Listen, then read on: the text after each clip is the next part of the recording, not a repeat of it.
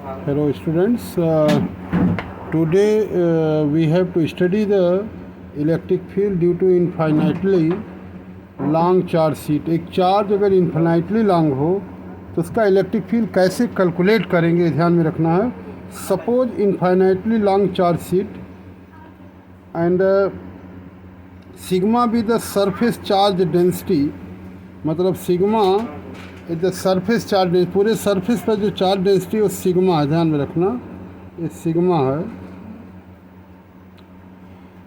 अब इनफाइनाइटली तो इसको पूरे को हम गॉसियन सरफेस में इनक्लोज नहीं कर सकते, तो हम इसका एक पार्ट अज्यूम करते हैं. Suppose A part is taken, अगर एक पार्ट इसका लिया जाएगा जिसकी एरिया ए है और इतने पर अगर चार्ज क्यू है तो sigma it is equal to Q upon A. इतने पार्ट से जितना फ्लक्स निकलेगा उसके लिए हम एक गॉसियन सरफेस अज्यूम करेंगे. Suppose a Gaussian surface, cylindrical Gaussian surface, r distance इधर से, आर डिस्टेंस इधर से, मतलब सिलेंडर की हाइट हम 2r अज्यूम करेंगे. ये डिस्टेंस आर यहाँ से, ये डिस्टेंस आर यहाँ से. मान लेते हैं अब ये सिलेंड्रिकल गॉसियन, तो इसकी एरिया ये होगी, इसकी एरिया ये, अब दोनों तरफ फ्लक्स जाएगा. तो इसमें इस गॉसियन सरफेस में 3 फेसेस होंगे. एक हमारे पास S1, S2 और S3. तो टोटल फ्लक्स हम कैलकुलेट करेंगे. Total flux phi is equal to E dot D S. तो ये हमारे पास phi is equal to E dot D S one अगर बात करते हैं, E dot D S one. ध्यान में रखना electric field and D S one both will be in the same direction, E dot D S one. इसी तरह से यहाँ पे फ्लक्स जो निकलेगा पॉजिटिव चार्ज से इधर जाएगा, इलेक्ट्रिक फील्ड भी इधर ही होगी, क्योंकि जो भी पॉजिटिव प्लेट होगा, पॉजिटिव रखेंगे पॉजिटिव चार्ज तो इधर जाएगा, इधर रखेंगे तो इधर जाएगा. तो इलेक्ट्रिक फील्ड की डायरेक्शन और डी एस दोनों सेम डायरेक्शन में होंगे. E dot D S two और E dot D S two, मतलब इसमें E dot D S one zero, E dot D S two zero cos zero, और ये डी एस थ्री कास 90 होगा. क्यों? क्योंकि डी एस थ्री इधर होगा. इलेक्ट्रिक फील्ड की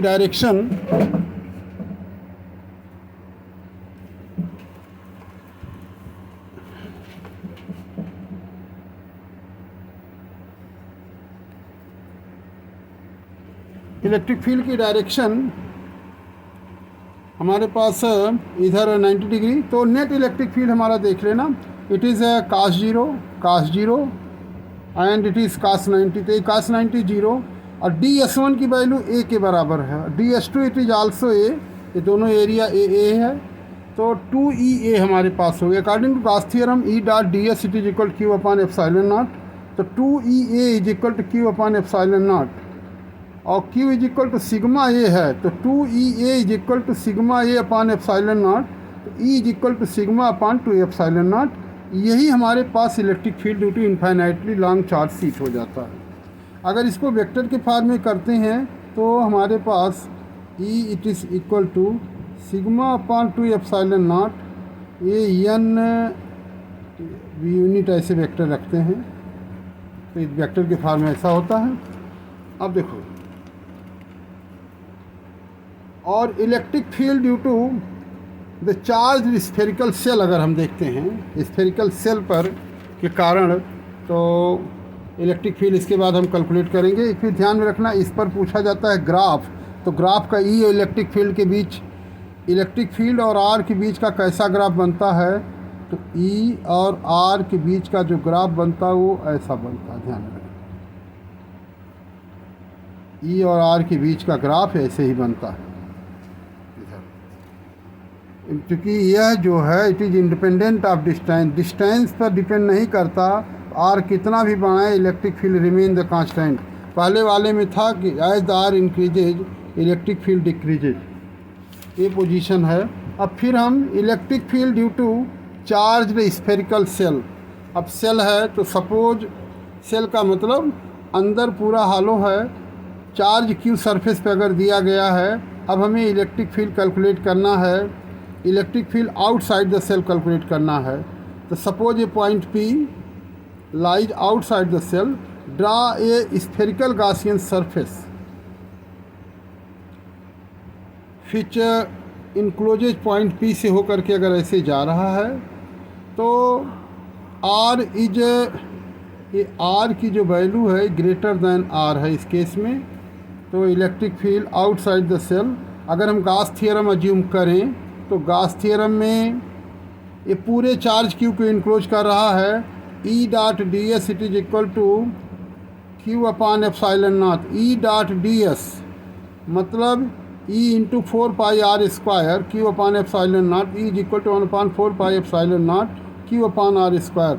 मतलब चार्ज, इससे ये लग रहा है कि charge is assume to be concentrated at the centre, यहाँ से r डिस्टेंस पर electric field E 1/4 Q upon r²। तो इस केस में हमारे पास electric field Q upon r²। Electric field on the surface of charge density, charge surface charge के shell पर electric field on the surface of the charge shell अगर देखें तो हम मान लेते हैं कि सरफेस पर देखेंगे तो अगर हम गास थ्योरम लगाएं तो E dot D S Q upon epsilon naught, तो E into 4πr² Q upon epsilon, E is equal to 1/4 epsilon naught Q upon r², तो ये सिग्मा अपान एप्सिलॉन नॉट होगा। Electric field inside the charge shell, अगर electric field charge shell के अंदर हम देखें तो क्या होगा, suppose a point P lies inside the charge shell, a Gaussian surface of radius r is less than r is drawn, दस flux through the Gaussian surface. अब देख लेना, अंदर हम अगर एक ऐसा गासियन सरफेस अज्यूम करेंगे जो कि अंदर है, ध्यान में रखना इसके अंदर है, सपोज ये Gaussian surface of radius r, ये जो r है लेस देन r है, इस रेडियस रियल रेडियस से कम है, तो अगर हम गासियन सरफेस, तो according to Gauss theorem phi is equal to Q upon epsilon naught q, लेकिन अंदर गासियन सरफेस के अंदर चार्ज तो सरफेस पे है, तो नेट गासियन सरफेस के अंदर कोई चार्ज नहीं है, तो net charge is equal to 0, E into 4πr² it is equal to 0 upon epsilon naught, ऐसे कर लेंगे तो हो जाएगा 0, तो ई इज इक्वल टू 0। तो कहने का मतलब इससे ये पता लगा कि किसी चार्ज सेल के अंदर इलेक्ट्रिक फील्ड 0 होती है, सरफेस पर मैक्सिमम होती क्यू अपान r², इसको सिग्मा में करें तो सिग्मा अपान एप्सिलॉन नॉट, और बाहर जो होती है, बाहर electric field Q upon r²। तो अगर इसका ग्राफ बनाएं तो ये हमारे पास अंदर इलेक्ट्रिक फील्ड 0 से लेकर के r तक, बाहर सरफेस पर मैक्सिमम, और इसके बाद इसके बाहर घटना शुरू होता है सरफेस के बाहर, तो E is direct inversely proportional to r²। अब हमको कभी कभी कूलम्स लॉ का यूज करके, ये तो गास थ्योरम से इलेक्ट्रिक, कूलम्स लॉ का यूज करके इनफाइनाइटली चार्ज्ड वायर का हम इलेक्ट्रिक फील्ड निकालते हैं। तो electric field of charged wire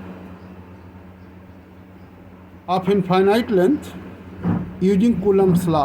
मान लेते हैं इनफाइनाइटली लॉन्ग चार्ज वायर हमारे पास है, इनफाइनाइटली लॉन्ग चार्ज वायर बहुत बड़ा, और मान लेते हैं कि इसका एक डीएल लेंथ लिया जाए, डीएल लेंथ, और डीएल लेंथ पर अगर ये हमारे पास ये चार्ज डीक्यू है, डीक्यू यहाँ पे है, तो लैम्डा अगर चार्ज डेंसिटी है तो चार्ज पर unit length, linear charge density, lambda is equal d q upon d l, तो ये d q it is equal to lambda D l. अब देखो, हम किसी एक सेंटर मान लेते हैं, इस सेंटर से आर डिस्टेंस पर हमें इलेक्ट्रिक फील्ड निकालना है, कैलकुलेट करना, we have to calculate the electric field at point P.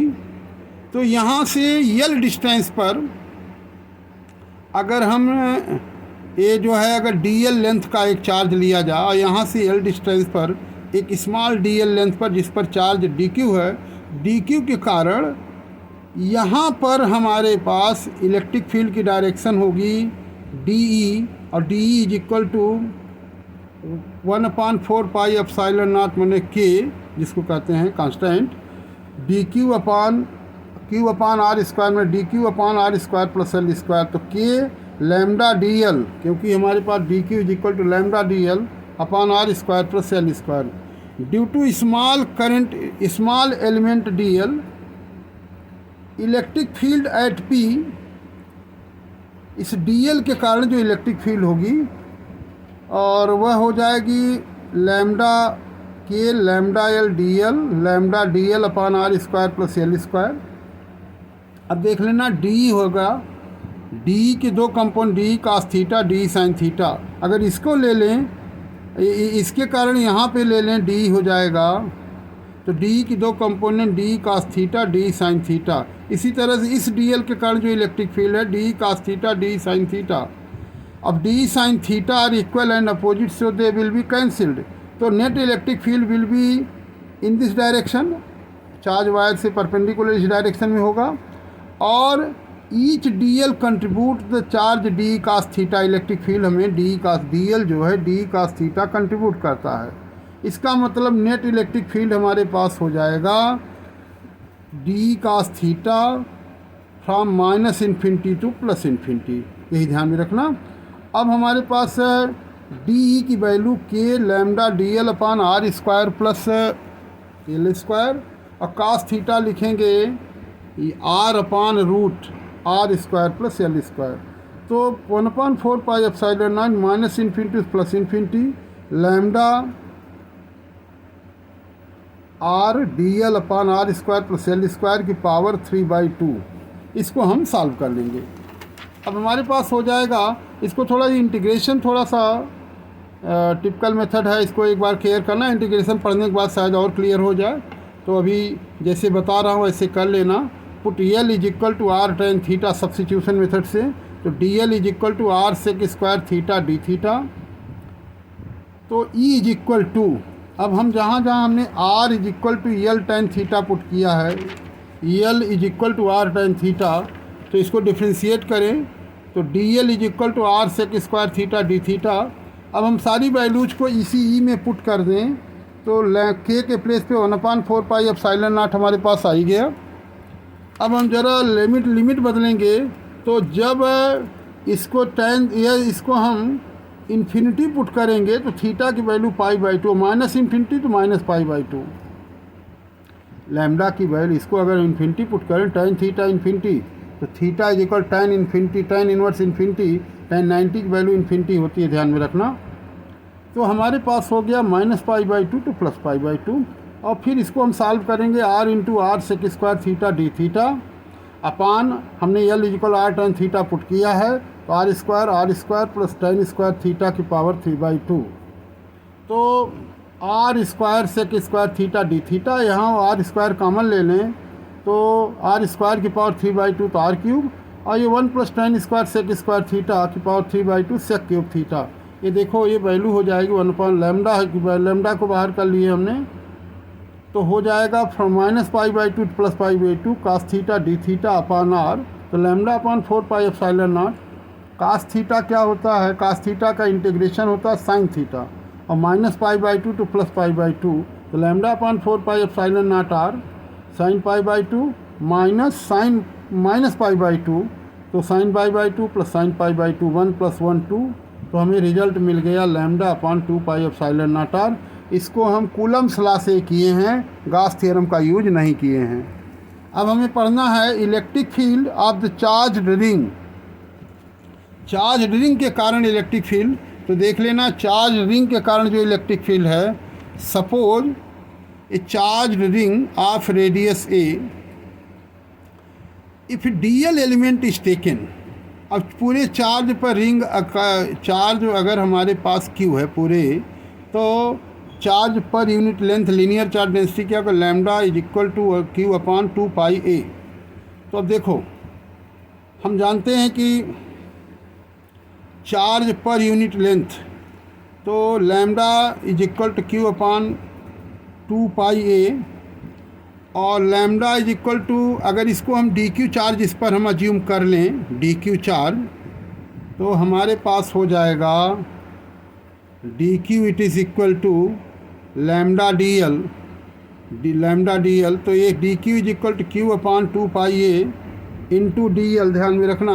Lambda is equal to charge पर यूनिट लेंथ, और अगर डी क्यू लेंथ ले लें लैम्डा चार्ज पर यूनिट लेंथ, अगर डी क्यू चार्ज है तो लैम्डा डी एल, तो ये हमारे पास lambda is equal d q by D l, तो d Q is equal to lambda D l, तो d Q is equal to lambda के प्लेस पे q upon 2 pi a d l. अब electric field की बात अगर करें, मान लेते हैं यहाँ पे डी क्यू चार्ज है, इलेक्ट्रिक फील्ड यहाँ पे डी होगा, और यहाँ पे अगर डी क्यू चार्ज लें डी एल लेंथ का तो डी होगा, फिर वहाँ पे वही ऐसे ही d cos theta and d sine theta, यहाँ पे d cos theta d sine theta, और d sine theta are equal and opposite, so they will be cancelled, so net electric field will be d cos theta, each part contribute, माने एक d l हमारा d cos theta, तो पूरा D L मतलब 0 to 2 pi ए की बात करें तो from 0 to 2 pi a d cos theta, और कास थीटा की वैल्यू हो जाएगी यह x upon root a square plus x square, बस from 0 to 2 pi a d cos theta d q upon a square r square cos theta के place पे x upon root a square plus x square, और d q को लिखेंगे d q it is equal to lambda D l, ध्यान में रखना d Q is equal to lambda D l. तो हमारे पास लैम्डा और lambda is equal to Q upon 2 pi a, d Q is equal to lambda D l चाहें तो ऐसे लिख लें के from 0 to 2 pi a d q को लिखेंगे lambda D l upon a square plus x square cos theta को अब हम लैम्डा को लिख दिए के बाहर कर लिए, lambda is equal to Q upon 2 pi a d l into 1 upon a square plus x square into x upon root a square plus x square, ध्यान में रखना कास थीटा की वैल्यू पुट कर दिए, तो मिला क्या हमें के क्यू अपान 2 पाई ए को बाहर कर लो, from 0 to 2 pi a x d l upon a square plus x square की पावर 3/2।